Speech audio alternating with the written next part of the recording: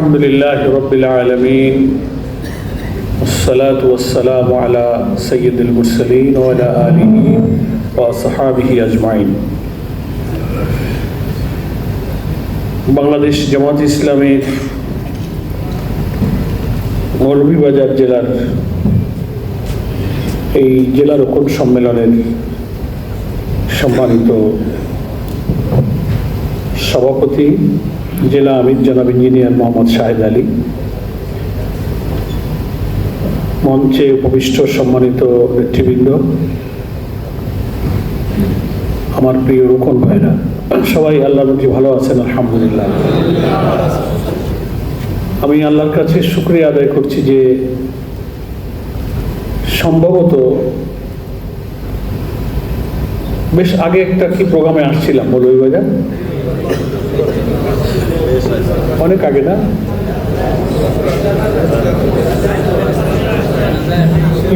বিপদ আপদের ভিতরে নাকি কোথায় তো দূরে একেবারে ঘুরে ঘুরে ঘুরে রাস্তাঘাট বাগান টাগান দিয়ে একেবারে খুব পর্দা পুশিটা মেনটেন করে বসছিল। মতলিবার জানাজায় আসছিলাম আলহামদুলিল্লাহ। এখন যে হলে ঢুকলাম, ঢুকে মনে হইতেছে ওখান থেকে আমি বাংলাদেশের মধ্যে না, বোধহয় অন্য কোনো জায়গায় আমি আছি। ভাব সাপ শান শওকত, ভালোই আলহামদুলিল্লাহ। তো আমাদের আজকের এরকম সম্মেলনে সময় মতো যে আল্লাহ পাক আমাদেরকে উপস্থিত হওয়ার তৌফিক দিলেন, যারা নিজের সত্তা, নিজের জান মাল, নিজের ইচ্ছা শক্তি, চিন্তা শক্তি, দক্ষতা, যোগ্যতা, মেধা, তার সমস্ত সামর্থ্যকে আল্লাহ তাআলার কাছে সুপর্দ করে তার আনুগত্যের শপথ যারা আমরা গ্রহণ করেছি, তাদের কিন্তু রুকন বলে নাকি? এরকম আল্লাহর কাছে সবকিছু সুপর্দ করে দেবার বায়াত, জান মাল বিক্রির ওয়াদা যারা করেন, তাদের জীবনের ধরন, দৃষ্টিভঙ্গি, গতিটাই হয় আলাদা, নাকি বলেন? একেবারে এই সমাজের সবার চেয়ে স্বতন্ত্র বৈশিষ্ট্যের অধিকারী তারা হয়। তো এরকম কিছু আল্লাহর বান্দার সঙ্গে আমরা একত্রিত হলাম। আমাকেও আল্লাহ তাআলা তাদের সাহচর্য পাওয়ার তৌফিক দিলেন। আল্লাহর কাছে এই কারণে আমরা সবাই আর একবার শুকর আদায় করি আলহামদুলিল্লাহ। এর যে বরকত এবং কল্যাণ আমাদের জন্য একজন আল্লাহর গোলাম হিসেবে আল্লাহ যেন আমাদেরকে সেটা দান করেন, সবাই বলুন আমিন। আমাদের আজকের আলোচনায় একটা বিষয় নির্দিষ্ট করা আছে, সদস্যদের দায়িত্ব অনুভূতি ও কর্তব্যনিষ্ঠা। দায়িত্ব অনুভূতি ও কর্তব্যনিষ্ঠা। দায়িত্ব আর কর্তব্য সামান্য অর্থের পার্থক্য নিয়ে কিছুটা সমার্থবোধক দুটো শব্দ। কারোর উপরে যদি কোনো দায়িত্ব অর্পিত হয়, সেই দায়িত্ব পালনের কিছু নীতি নির্দেশনা, বাধ্যবাধকতা, কিছু কাজ, কিছু দায়বদ্ধতা তার থাকে, সেটাই তার কর্তব্য। এবং সেই কর্তব্য পালনে তার যে সিনসিয়ারিটি, এই যে নিষ্ঠা শব্দটা বলা হয়েছে না, কর্তব্য নিষ্ঠা, নিষ্ঠা কথাটা বাংলা শব্দ। ইংরেজিতে সিনসিয়ারিটি কথাটার যে অর্থ আমরা সাধারণত বুঝি যে তুমি এ ব্যাপারে সিনসিয়ার থাকো, আন্তরিক থাকো, ঠিক আছে না? অন্তর দিয়ে এই কাজের যে দায়িত্ব তোমার প্রতি এসেছে, সেটার জন্য লোক দেখানো না হয়, দায় সারা গোছের না হয়, করতে হয় তাই করি, কোনো চাপে পড়ে বা দুনিয়াবি জাগতিক কোনো কারণে নিজের কিছু পাওয়া চাওয়া, স্বার্থ, পদ পদবীর ইচ্ছা, আশা, আকাঙ্ক্ষার কারণে নয়, দায়িত্বটা আমার শপথের সাথে, যার সাথে আমার অঙ্গীকারটা জড়িত। শপথের কারণেই এই দায়িত্বটা আমার উপর অর্পিত হয়েছে। আমি তার প্রতি দায়বদ্ধ। এর বিনিময়ে আমি তার কাছেই চাই। আমার এই কাজ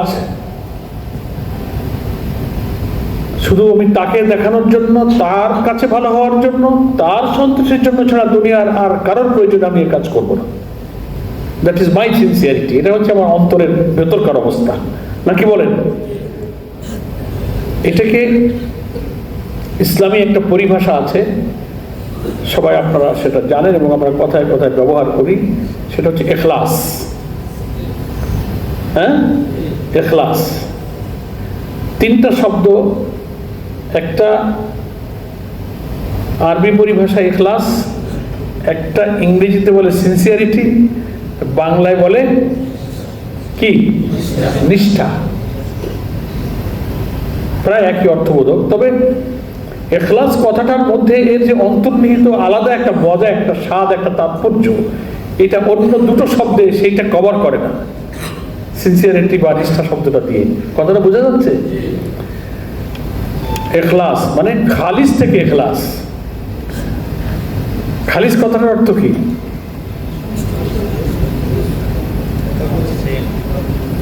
একেবারে নির্ভেজাল, সংশয় মুক্ত, একেবারেই নিবেদিত।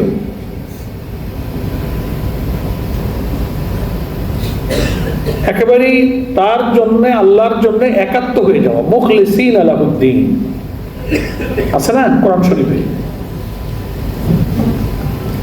তো এই ইখলাসটা আসলে মানুষের অন্তরের সাথে জড়িত, নিয়তের সাথে জড়িত।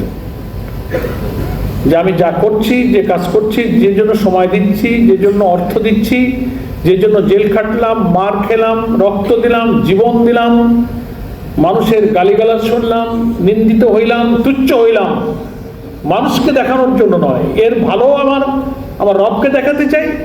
পাওনা থাকে তার কাছেই আমি কিছু চাই। কে আমার কি ভাবলো আর বললো, that is not my look out, ওইটা আমার দেখার বিষয় নয়। যার জন্য আমি করছি তিনি খুশি হলেই আমার যথেষ্ট। কে আমার স্বীকৃতি দিল আর কে জানলো আর জানলো না, আমাকে কাউকে জানানোর দরকার নাই। আমি যার কাছে এর বিনিময় আশা করি তিনি জানলেই তো আমি আলহামদুলিল্লাহ, আমার আর কার কাছে পাওয়া দরকার? এই যে অন্তরের যে অবস্থাটা, এটা কি বলা হয়েছে? ইখলাস। কথা বোঝা গেল? মাঝে মাঝে কথার মধ্যে সারা শব্দ দিলে মনে হয় যে আমি কিছু জীবিত মানুষের সামনে কথা বলতেছি, নাহলে একটু গোরস্থানের মতো ভাব মনে হয়। এমনি তো গোরস্থানের মতো একটা ভাব মনে হইতেছে, কোনো সারা শব্দ আওয়াজ নাই। ঠিক আছে, করার পরে যদি কোনো সারা শব্দ না আসে তো আমার মনে হয় যে কিছুই বুঝলো না। একটু হ্যাঁ না, ইয়েস নো, ভেরি গুড, আলহামদুলিল্লাহ, মাশাআল্লাহ, সুবহানাল্লাহ, কিছু না হোক ইন্নালিল্লাহ, একটা কিছু পড়বেন তো। তাহলে আমার মনে হয় যে না, আমি কিছু তাজা মানুষের সামনে আছি। ঠিক আছে? এই তো মানুষ বুঝা জান প্রাণ আছে কিছু ভিতরে। এতক্ষণ যে কথাগুলো বললাম আলোচনার বিষয়বস্তুটা বোঝার জন্য। রুকনদের এই শপথ যে নেবে, আল্লাহু আকবার, কি মানে আসছেন? যে আপনাকে যাচাই বাছাই করে এত ইন্টারভিউ, এত পরীক্ষা নিরীক্ষা, আপনাকে 6টা শর্ত পূরণ করতে হয়েছে নাকি? রূপম প্রার্থী হতে গেলে আপনি ফরজ ওয়াজিব মানবেন, কবিরা গুনাহ থেকে বাঁচবেন, উপার্জনের কোন হারাম পথে আর থাকবেন না, হারাম কিছু থাকলে পরের হক থাকলে আপনি ফেরত দেবেন, মৌলিক মানবীয় গুণাবলী আপনি অর্জন করবেন, এমন পার্টি প্রতিষ্ঠান এর বিরুদ্ধে যা তার সাথে সম্পর্ক রাখবেন না, স্থানীয় দায়িত্বশীলের বিবেচনায় আপনি যোগ্য বিবেচিত হবেন। এইসব পরীক্ষায় পরীক্ষিত হয়ে আপনি মানটা অর্জন করেছেন। তা করতে গেলে কত বই পড়েছেন, কত বছর বয়স হয়েছে, যোগ দেওয়ার পর থেকে কত মানুষ বই পড়তে, রিপোর্ট রাখতে, সভ্যতারি, পার্সোনাল কন্ট্যাক্ট, এই সেই দায়িত্ব, নাজেম, আমির, ওয়ার্ড সভাপতি, এই করতে করতে মানে বহু মানুষের জীবন এমন আছে যে আজরাইল এসে গেছে কিন্তু শপথ পড়তে পারে নাই। পারে নাই, নাকি বলেন? চোখের পাওয়ার কমে গেছে, দাড়ি চুল পেকে গেছে, হাঁটুতে জোর নাই, 10 বছর 5 বছর 20 বছর লাগে, তবু রোপণ হয় না। আবার আল্লাহ তাআলা যাদেরকে কবুল করেন, তৌফিক দেন, সেই ইলম, সেই ইখলাস অল্পের মধ্যে সে শপথ নিয়ে ফেলে। এবং এমন একটা মানে যখন সে আসে, তখন জামাত তাকে বলে যে না, তোমার ত্যাগ, তোমার কুরবানি, তোমার আনুগত্যের পরীক্ষায় তুমি এতটা উত্তীর্ণ হয়েছ যে তুমি এখন আর দুনিয়ার কোনো লক্ষ্যে চলতেছো না, সবকিছু আল্লাহর জন্য উৎসর্গ করার মতো ইমানি শক্তি তোমার হয়ে গেছে। তখন তাকে সূরা আল আনামের ওই যে 162 নম্বর আয়াত পড়ে বলা হয়, তুমি এখন নিজে বলো, ইন্না সালাতি ওয়া নুসুকি ওয়া মাহইয়ায়া ওয়া মামাতি লিল্লাহি রাব্বিল আলামিন। 4টা জিনিস শপথ করে বলে দিচ্ছি। সালাত, সমস্ত সেজদা, রুকু, ইবাদত, বন্দেগী, দাসত্ব, গোলামি, মাথা নত করা, আনুগত্যের সবকিছু আমার আল্লাহর জন্য ছাড়া কারো সামনে হবে। ওয়া নুসুকি, সব ধরনের কোরবানি, অল কাইন্ডস অফ স্যাক্রিফাইস, আমার আরামায়েশ, আমার শ্রম, আমার অর্থ, আমার চিন্তা, আমার মতামত, আমার ভালো লাগা, আমার ইচ্ছা, আমার স্বাধীনতা, আমার স্ট্যামিনা, এনার্জি, যা কিছু আল্লাহ আমাকে দিয়েছেন সেটাও সব আল্লাহর জন্য আমি দিয়ে দেবো। নুসুকি, আমার হিয়া, আমার গোটা হায়াত। কথা বলবেন না মঞ্চ থেকে কেউ, তাহলে আমার মনোযোগ নষ্ট হয়। একটা মিটিং কথা তো একজনই কয়, 2 জন তো কয় না। মাহিয়া মানে সমস্ত হায়াত,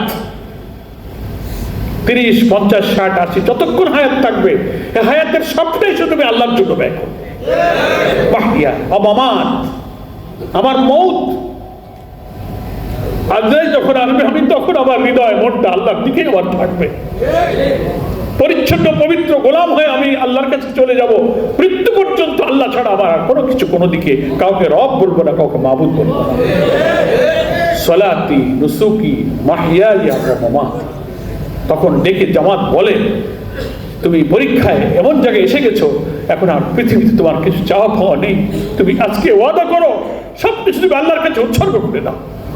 তখন আপনি আর আমি আমিরের সামনে দাঁড়িয়ে এই ওয়াদা করেছি। দ্যাট ইজ কল্ড বায়াত। এটার নাম হলো জানমালকে আল্লাহর কাছে বিক্রি করে দিলাম। আমার সত্তা বলতে কিছু নেই, আমার ভালো লাগা, আমার ইচ্ছা, আমার স্বাধীনতা, আমার রুচি, আমার পছন্দ কিছু নেই, সব আল্লাহর পছন্দ, আল্লাহর মধ্যে অধীন হয়ে গেছি আমি। আমার যতই ভালো লাগুক, তা যদি আল্লাহর ভালো না লাগে, আমি সে কাজ করব না। এটার নাম হলো ইন্নাল্লাহ ইশতারা মিনাল মুমিনিনা আনফুসাহুম ওয়া আমওয়ালাহুম বিআন্না লাহুমুল জান্নাহ। আল্লাহ বলছেন, আমি এটা কিনে নিয়েছি। আল্লাহ কিনলে কি আমি আর না বিক্রি করে পারি? যার মাল তিনি বলছে আমি কিনে নিয়েছি, কিনে আমি তোমার কাছে এটা আবার জমা রাখলাম, আমানত।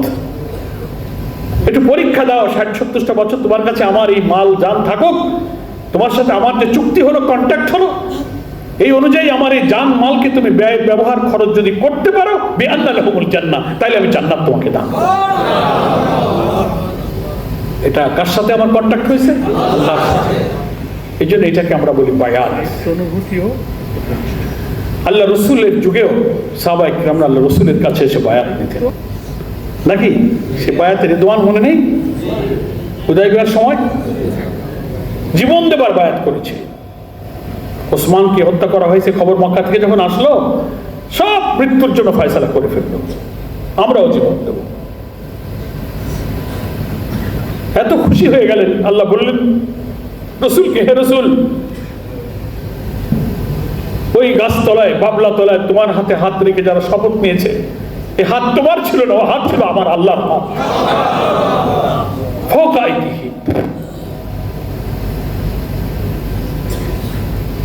কি মর্যাদা! আল্লাহর জন্য জীবন উৎসর্গ করার কি মর্যাদা আল্লাহ দিয়েছে।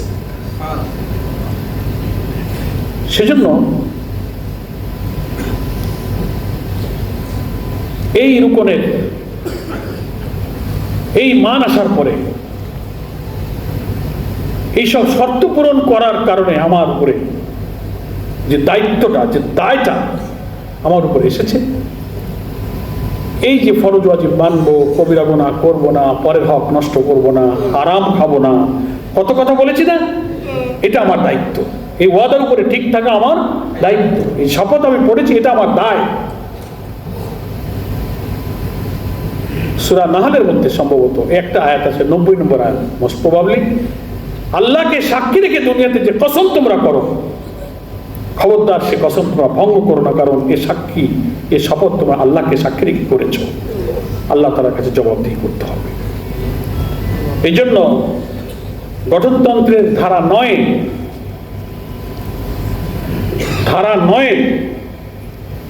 এই বায়াত যারা নেবে, জানমাল যারা উৎসর্গ করে দেবে, তাদের দায়িত্বের কথা, কর্তব্যের কথা ধারা 9 নম্বরে বলা হয়েছে, আছে না? ধারা 9 আছে রুকনদের দায়িত্ব, কর্তব্য। দিন ইসলাম সম্পর্কে এতটুকু জ্ঞান অর্জন করব, ইসলাম জাহেলিয়াতের পার্থক্য যেন আমি বুঝতে পারি। ঈমান, আকীদা, চিন্তা, দৃষ্টিভঙ্গি, কাজকর্ম সব কিছুকে আল্লাহর আনুগত্যকে কেন্দ্র করে আমি গড়ে তুলব। আল্লাহর সন্তুষ্টির অনুকূলে আমার জীবন চলবে। আল্লাহ রসুলের সুন্নাতের বিপরীত সকল নিয়ম কানুন, জাহেলি রসম রেওয়াজ থেকে আমি পবিত্র থাকবো। কত নম্বর ধারা বলছি? 9। মনে রাখবেন, সবার কাছে গঠনতন্ত্র আছে। 3, রসম রেওয়াজ, কুসংস্কার এসব বলেছি। 4, আত্মম্ভীরতা, অহংকার, পার্থিব স্বার্থের ভিত্তিতে হিংসা, বিদ্বেষ, ঝোঁক প্রবণতা, ঝগড়াঝাটি, বাক বিতণ্ডার যেসব সৃষ্টি হয়ে থাকে, দ্বীন ইসলামে যেসব বিষয়ের কোনো গুরুত্ব নেই, তার থেকে আমি নিজে এবং আমার অন্তরকে পবিত্র রাখবো। কি বিরাট কথা! তারপর ফাসিক ও আল্লাহ বিমুখ লোকদের সাথে দিনের প্রয়োজন ছাড়া কোনো বন্ধুত্ব, যে ভালোবাসা, আমি পরিহার করে চলবো। নেক লোকদের সাথে আমার সম্পর্ক আমি দৃঢ় করব। তারপর সকল কাজে আল্লাহর ভয়, রসুলের প্রতি একনিষ্ঠ আনুগত্য, সততা, ন্যায়পরায়ণতা, এগুলো আমি সম্পন্ন করব। তারপর নিজের পরিবার, আত্মীয় স্বজন, প্রতিবেশী, পারিপার্শ্বিক এলাকার লোকদের মধ্যে দ্বীনি ভাবধারা প্রচার, প্রসার এবং দ্বীনের সাক্ষ্যদানের চেষ্টা করব। 8 নম্বরে বলা হয়েছে, দ্বীন কায়েমের উদ্দেশ্যকে কেন্দ্র করে নিজের সকল চেষ্টা সাধনা আমি নিয়োজিত করব। জীবন ধারণের প্রকৃত প্রয়োজন ছাড়া